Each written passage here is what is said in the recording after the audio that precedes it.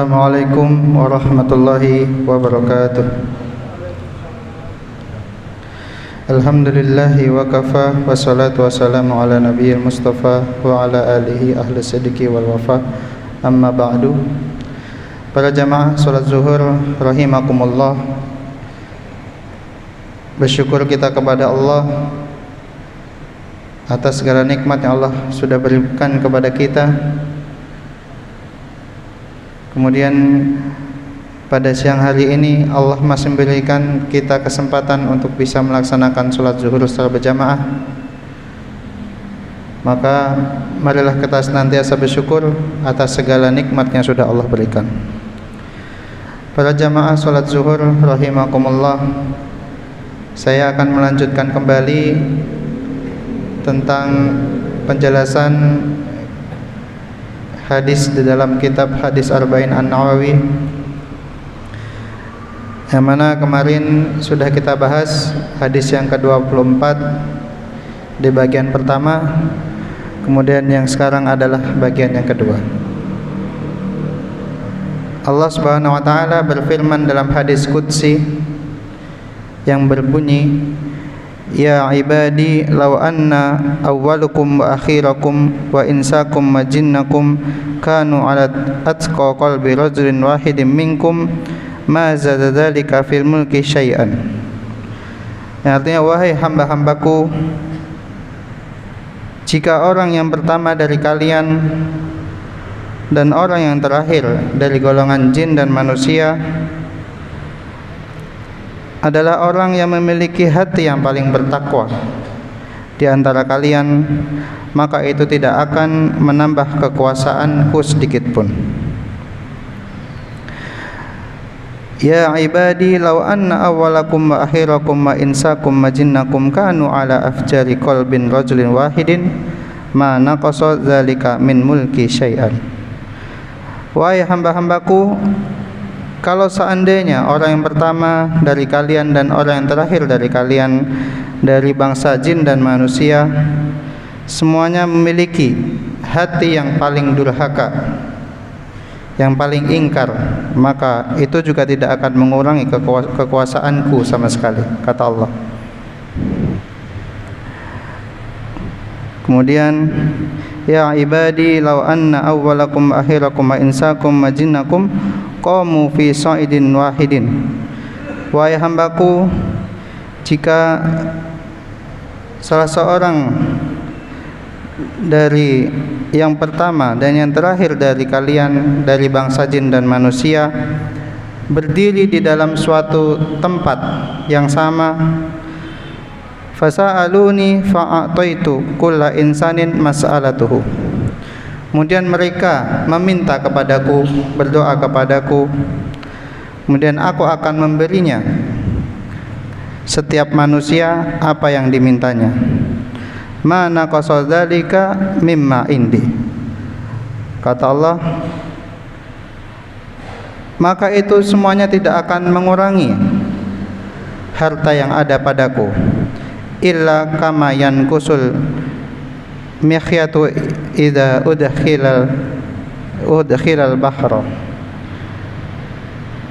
Maka itu tidak akan mengurangi harta yang ada padaku kecuali sebagaimana berkurangnya air laut saat dijelupkan jarum ke dalamnya. Para jamaah salat zuhur rahimakumullah, pada penggalan hadis ini kita bisa mengambil hikmah bahwasannya sepaling takwa atau sebanyak apapun ibadah seseorang di antara kita, maka niscaya itu tidak akan berguna bagi Allah Subhanahu wa taala, atau Allah tidak akan membutuhkannya. Kemudian kemaksiatan oleh seseorang yang paling fajir sekalipun, yang paling hina, yang paling buruk, yang paling fasik yang dilakukan oleh manusia, maka itu juga tidak akan mengurangi dari kekuasaan Allah Subhanahu wa taala, dari kebesaran Allah Subhanahu wa taala. Kemudian ketika Allah memberikan keinginan dari setiap hambanya yang ada di muka bumi ini, maka niscaya itu juga tidak akan mengurangi harta Allah, tidak akan mengurangi apa yang Allah punya di sisinya. Yang di sini diibaratkan sebagaimana ketika seorang mencelupkan jarum ke dalam lautan, maka jarum tersebut adalah sesuatu yang semua orang minta, dan laut adalah luasnya kekuasaan Allah Subhanahu wa taala. Para jamaah salat zuhur rahimakumullah, kita seringkali ketika hidup di dunia ini merasa paling bisa, merasa paling berguna, merasa paling banyak ibadahnya dibandingkan orang lain, merasa paling pintar, merasa paling pandai, dan merasa memiliki kekayaan daripada orang lain. Maka semuanya itu niscaya tidak akan bermanfaat bagi kita di sisi Allah Subhanahu wa taala. Karena sejatinya sesungguhnya manusia itu diciptakan sebagai seorang hamba yang lemah. Kita semuanya adalah orang yang lemah di sisi Allah Subhanahu wa taala. Maka Allah sudah memberikan kita nikmat yang begitu banyak.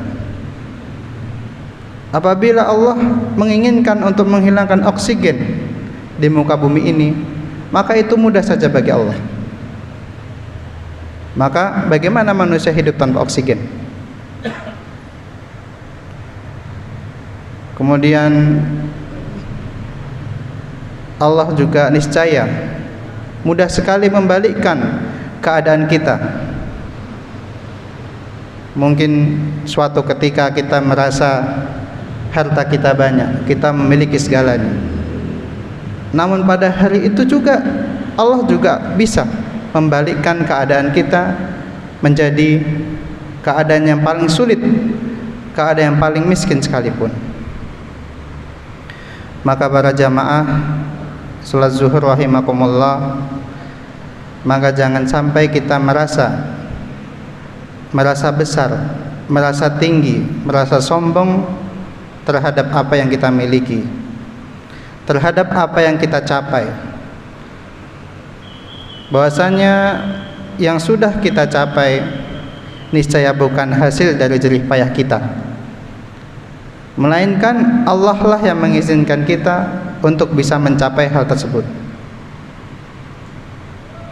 Allah lah yang mengizinkan kita untuk memiliki harta, untuk memiliki kelapangan dalam rezeki.